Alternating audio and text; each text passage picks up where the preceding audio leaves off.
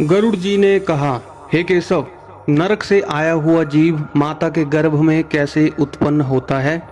वह गर्भवास आदि के दुख को किस प्रकार भोगता है, वह सब भी कृपा करके मुझे बताइए।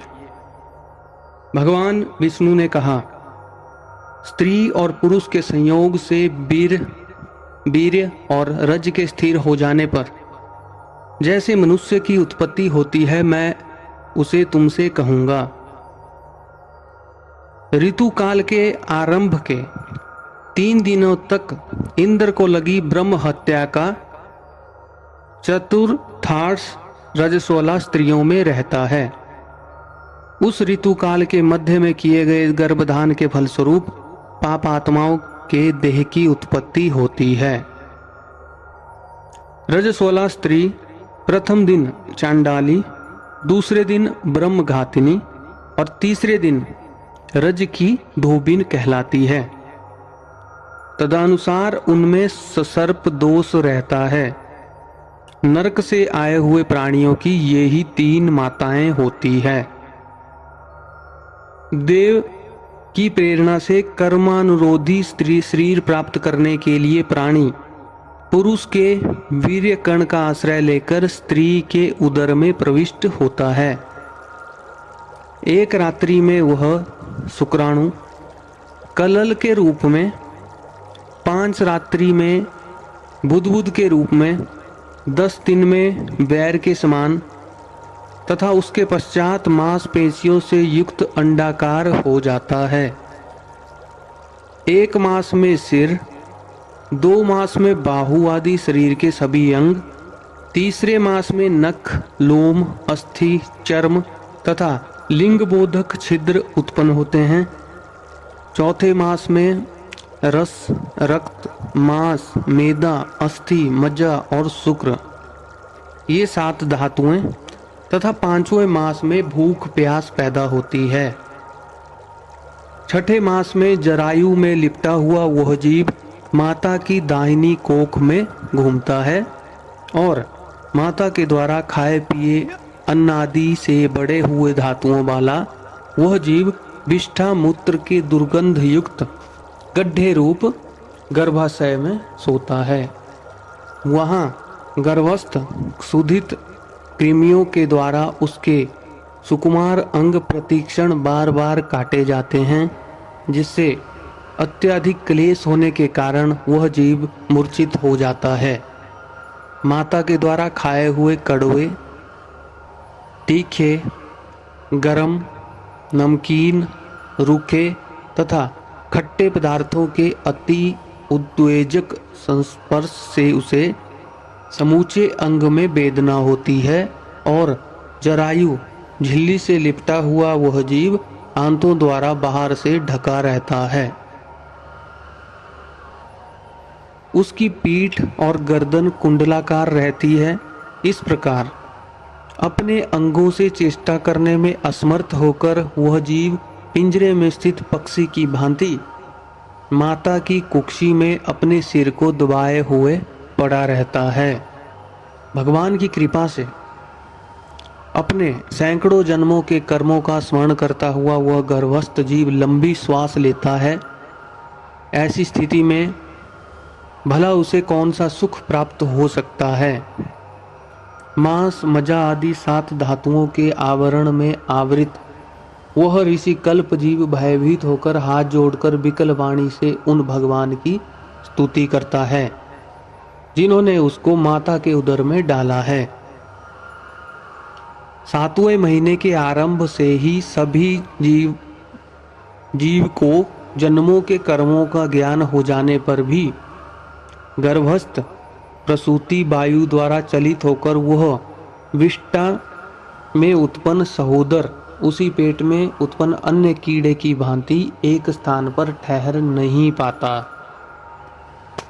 जीव कहता है, मैं लक्ष्मी के पति, जगत के आधार, अशुभ का नाश करने वाले तथा शरण में आए हुए जीवों के प्रति वात्सल्य रखने वाले भगवान विष्णु की शरण में जाता हूँ। हे नाथ, आपकी माया से मोहित होकर मैं देह में अहम भाव तथा पुत्र और पत्नी आदि में ममत्व भाव के अभिमान से जन्म मरण के चक्कर में फंसा हुआ हूँ। मैंने अपने परिजनों के उद्देश्य से शुभ और अशुभ कर्म किए, किंतु मैं अब उन कर्मों के कारण अकेला जल रहा हूँ। उन कर्मों के फल भोगने वाले पुत्र कलत्रादि अलग हो गए। यदि इस गर्भ से निकलकर मैं बाहर आऊं तो फिर मैं आपके चरणों का स्मरण करूंगा और ऐसा उपाय करूंगा जिससे मुक्ति प्राप्त कर लूं। विष्ठा और मूत्र के कुएं में गिरा हुआ वह जठराग्नि से जलता हुआ एवं यहाँ से बाहर निकलने की इच्छा करता हुआ मैं कब बाहर निकल पाऊंगा। जिस दीन दयालु परमात्मा ने मुझे इस प्रकार का विशेष ज्ञान दिया है, मैं उन्हीं की शरण ग्रहण करता हूँ, जिससे मुझे पुनः संसार के चक्र में ना आना पड़े। अथवा मैं माता के गृह से कभी भी बाहर जाने की इच्छा नहीं करता, क्योंकि बाहर जाने पर पाप कर्मों से पुनः मेरी दुर्गति हो जाएगी। इसलिए यहाँ बहुत दुख की स्थिति में रहकर भी मैं खेद रहित होकर आपके चरणों का आश्रय लेकर संसार से उद्धार कर लूंगा। श्री भगवान बोले, इस प्रकार की बुद्धि वाले एवं स्तुति करते हुए 10 माह के ऋषि कल्प उस जीव को प्रसूति वायु प्रसव के लिए तुरंत नीचे की ओर धकेलता है।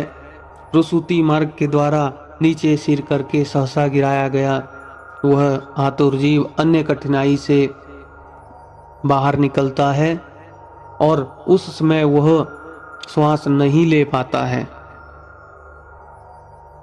जब जीव का जन्म होता है तो उसको बहुत ही ज़्यादा कठिनाई से बाहर निकाला जाता है और अत्यंत कठिनाई से जब जीव बाहर निकलता है तो वह श्वास नहीं ले पाता है तथा उसकी स्मृति भी नष्ट हो जाती है। पृथ्वी पर विष्ठा और मूत्र के बीच गिरा हुआ वह जीव मल में उत्पन्न कीड़े की भांति चेष्टा करता है और विपरीत गति प्राप्त करके ज्ञान नष्ट हो जाने के कारण अत्याधिक रुदन करने लगता है। गर्भ में, रुग्णावस्था में, शमशान भूमि में तथा पुराण के परायण तथा श्रवण के समय जैसी बुद्धि होती है। यदि स्थिर हो जाए तो कौन व्यक्ति सांसारिक बंधन से मुक्त नहीं हो सकता है। कर्म भोग के अनंतर जीव जब गर्भ से बाहर आता है तब उसी समय वैष्णवी माया उस पुरुष को मोहित कर लेती है। उस समय माया के स्पर्श से वह जीव विवश होकर कुछ नहीं बोल पाता, प्रत्युत शैशवादी अवस्थाओं में होने वाले दुखों को पराधीन की भांति भोगता है। उसका पोषण करने वाले लोग उसकी इच्छा को नहीं जान पाते, अतः प्रत्याख्यान करने में असमर्थ होने के कारण वह अनभिप्रेत स्थिति को प्राप्त हो जाता है। स्वेदज जीवों से दूषित तथा विष्ठा मूत्र से अपवित्र शैया पर सुलाए जाने के कारण अपने अंगों को खुजलाने में, आसन से उठने में तथा अन्य चेष्टाओं को करने में वह असमर्थ रहता है। जैसे एक कृमि कीड़ा दूसरे कृमि को काटता है, उसी प्रकार ज्ञान शून्य और रोते हुए उस शिशु की कोमल त्वचा को डांस, मच्छर और खटमल आदि जंतु व्यथित करते हैं। इस प्रकार शैशवावस्था का दुख भोगकर वह पौगंडावस्था में भी दुख ही भोगता है। तदंतर युवावस्था प्राप्त होने पर आसुरी संपत्ति को प्राप्त होता है। तब वह दुर्व्यसनों में आसक्त होकर नीच पुरुषों के साथ संबंध बनाता है और वह काम लंपट प्राणी, शास्त्र तथा सत्पुरुषों से द्वेष करता है।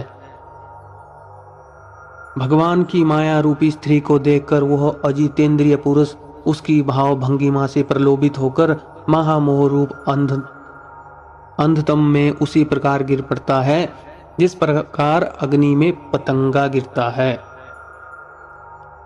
हिरन, हाथी, पतंगा, भौरा, मछली, ये पांचों क्रमशः शब्द, स्पर्श, रूप, गंध तथा रस, इन 5 विषयों में एक एक में आसक्ति होने के कारण ही मारे जाते हैं। फिर एक प्रमादी व्यक्ति जो 5 इंद्रियों से 5 विषयों का भोग करता है, वह क्यों नहीं मारा जाएगा। अभीप्सित वस्तु की अप्राप्ति की स्थिति में अज्ञान के कारण ही क्रोध हो आता है, और शोक को प्राप्त व्यक्ति देह के साथ ही बढ़ने वाले अभिमान तथा क्रोध के कारण वह कामी व्यक्ति स्वयं अपने नाश हेतु दूसरे कामी से शत्रुता कर लेता है। इस प्रकार वह अधिक बलशाली अन्य कामी जनों के द्वारा वैसे ही मारा जाता है जैसे किसी बलवान हाथी के द्वारा दूसरा हाथी। इस प्रकार जो मूर्ख अत्यंत दुर्लभ मानव जीवन को विषया शक्ति के कारण व्यर्थ में नष्ट कर लेता है, उससे बढ़कर पापी और कौन होगा।